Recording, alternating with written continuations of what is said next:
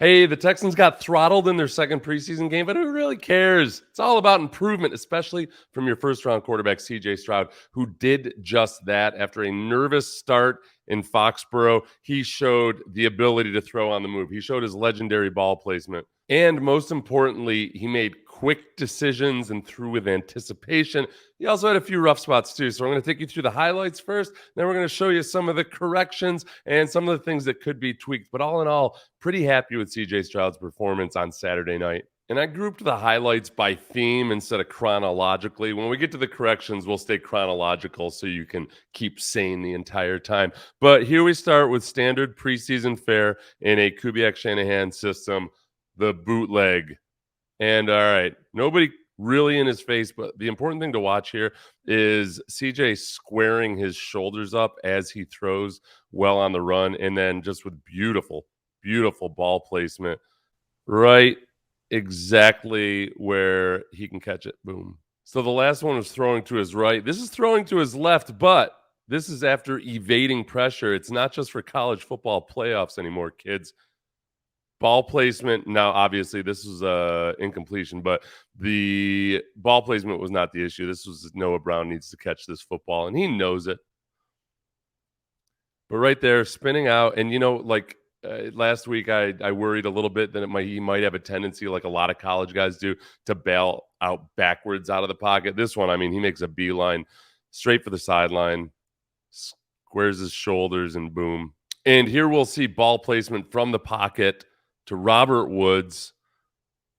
Robert Woods, not blazingly fast, but if you put the ball right in his hands, another ball placement special coming up. Watch Nico Collins as he's in motion. I want you to watch the linebackers adjust to his motion.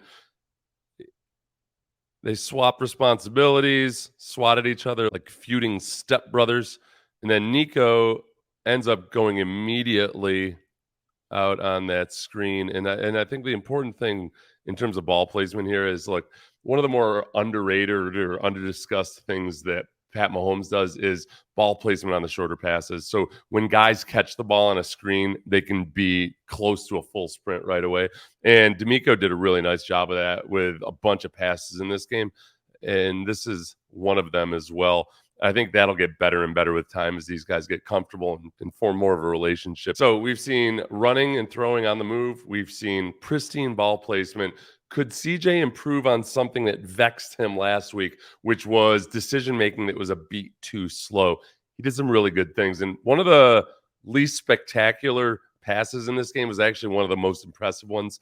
This is going to be CJ throwing to Dalton Schultz across the middle. And the first time I saw this live action, I thought he had double pumped it, but it was actually way savvier than that. So watch this motion here as they send the back out of the core, and that allows CJ to determine that it's zone coverage because a cornerback just goes out there to cover the outside defender instead of a linebacker or something. Because of that, CJ has a pretty good feel for what might happen now. But then especially when he reads blitz, there's going to be a zone blitz, which means one of the edge rushers is going to drop off into coverage as another linebacker rushes. Now, that's really cool because from the defense's perspective, this Vic Fangio defense, they're able to give a blitz look and potentially confuse the quarterback, but while only rushing four guys. That means they can play zone behind that. Now, CJ knows a couple of things right now. He knows because the right tackle has to pick up that blitzer. That's the most dangerous guy. That means that defensive end is going to be completely free. So CJ's going to have to make a quick decision. Best decision to make is to throw into the void created by that blitzing linebacker to Dalton Schultz, who's sitting right there. Very nice, very quick decision. And I think the other thing to note here is watch CJ. The reason it looks like he double pumps is that he just realizes that was a dangerous spot to be throwing the football with a very long defender's outstretched arms in front of him. So he steps up, gives himself enough space to throw it a little bit of a different arm angle, and boom. Pretty damn good ball placement for being under duress, I would say. This one here is going to be a little bit more of a brain highlight and a discretion highlight, making good judgment calls, being careful with the football. But watch CJ where, again, with good pass protection, he's got time to scan the field and then decides to throw it to Singletary. who's got a defender draped over him, but he has the confidence to make this throw. I don't think he necessarily had the confidence to make this throw now, but he's getting a feel for body positioning, what he can and can't do versus NFL defenders, because that guy is draped all over Singletary. Good job, Singletary, catching it. I know a lot of people had accused him of looking like a deer in the headlights last week. I think a lot of that was more based on not getting any pass protection at all. When he's got time here, like a wide open NFL pocket, he's not panicking there, and he's dumping the ball off to Singletary. I like it. Now, what's this one? Oh, yeah. Another discretion is the better part of valor. 3rd and 10. Remember last week when it was 3rd and 21 and CJ couldn't help himself and felt like he had to be a hero, push the ball downfield and got it intercepted? This time he makes the frustrating to him decision, I'm sure, to throw short of the sticks, just maybe get a few extra yards for a punt. Maybe Dalton Schultz takes Winstraw in the interim and is able to beat those guys somehow. Now, we're going to get to the corrections. Every quarterback, every single week in the NFL has corrections. So don't any of you dare accuse me of being negative yet. Come the regular season, I'll be a cynical bastard. But right now, these are all just corrections. These are young quarterbacks or even the veteran quarterbacks who have limited numbers of reps in the preseason. They're going to work through some kinks.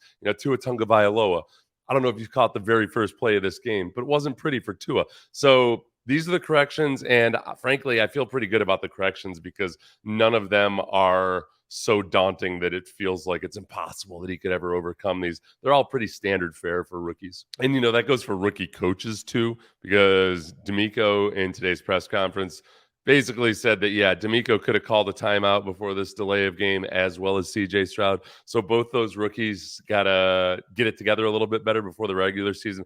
But this is interesting here. You're down here within spitting distance of the end zone. CJ's getting something straight with Damian beforehand. And I asked for poise. I asked for him to be calm, cool, and collected. I did just last week suggest that CJ, in some respects, needs to slow down to go smooth because slow is smooth and smooth is fast. He was a little too smooth here, and it ended up creating some kind of double negative where he wasn't fast because we get the delay of game. I think, just trying to get Beck, the fullback, into position, and CJ just calmly and casually lets the clock run down. That is on D'Amico as well. You can see D'Amico upset. Bobby Slowick, they didn't give me the Denny's menu for this. Everybody trying to prove themselves. A lot of rookies out there. Now, the next play is something that is not a huge sin. There was pressure on this, but I do want CJ to improve at throwing with touch over defenders in his face. I think CJ's had some nice passes against pressure already, but when it comes to some of these shorter touch throws like last week on a couple of those swing passes and now on this little route to the flats by Beck, just got to loft that up a little bit or sidestep, create space somehow. But again, I'm not crushing CJ for that. I just think he's going to be more capable with that in the future. It's something that he can work on. Now, this one, I'm not so convinced that this is CJ's fault. The more I think about it, I'm pretty sure that it's CJ who's not tapping himself there, but is having a discussion with Dalton Schultz. I think this one was probably on Dalton Schultz. Dalton, even though he is a savvy veteran, at times has showed some signs that he's getting used to this offense as well. If you watch Dalton Schultz up near the top, they're running a nice route combination that does create enough flack for him to get through to the end zone unscathed as that safety tries to get over the top. And CJ, though, does a really good job of, there's the football already, throwing with anticipation. He's expecting Dalton Schultz to be there in the corner of the end zone, and Dalton Schultz is currently squatting down as if to poop in the woods, and that's not the way you score a touchdown. So again, I thought throwing while on the run was really good. I thought him taking care of the football was really good. I think him making quick decisions was just fine. We got to get better at the game management side of things, and some of the touch on the shorter throws with guys in his face. But all in all, a lot of improvement and a lot more poise in week 2. Really looking forward to the Saints game to see what we see with hopefully a full half of football. And for those of you who don't know me, I'm Seth Payne. I played 10 years in the NFL, 5 of which were with the Texans. Please like, subscribe, lots and lots of Texans and NFL content and more in the future, but whatever.